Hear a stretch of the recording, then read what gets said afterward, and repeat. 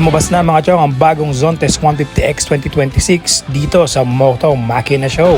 What up mga kosa? Exclusive tayo ngayon nandito sa Moto Makina Show 2026 at tignan nyo itong nasa harap natin. Unveiling na po ng 150X Zontes. New release scooter ngayon sa Philippines. Lumapag na siya mga bossing at eto na. Tignan natin ang itsura nito in person or first look na po natin yan. Sobrang pogi. Dual disc brake na po ito, hydraulic with anti-lock braking system, with traction control system, adjustable rear suspension at yan ang kanyang makina na may 17.7 horsepower at 8,700 RPM. Take note, this is a 149.5 displacement, single cylinder, single overhead camshaft at 4 valves po ito mga bossing. Mataas ang torque, mataas din ang power. Meron itong timbang na 108 kg. Yes, ganun lang po siya kagaan mga boss.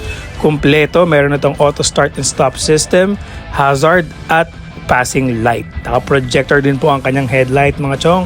Sobrang pogi niya sa personal at sobrang gaan din. Tinry natin itong sakyan, hindi lang tayo na videohan pero magaan talaga siya mga boss. Sa kanyang timbang at sa kanyang bilis, talaga namang mag-e-enjoy ka dito. At of course, naka-TFT display na rin po ito mga boss at liquid cooled fuel injected. Sobrang panalo ng utility box boss, kasya yung dalawang full face na helmet at ang SRP nito sa Pilipinas ay 149,900. Ngayon po yan promo nila at after ng promo ay 169 na po ang SRP. So kung gusto mo ng gantong scooter, grab mo na yung promo ng Bristol Motorcycle at Zontes Philippines.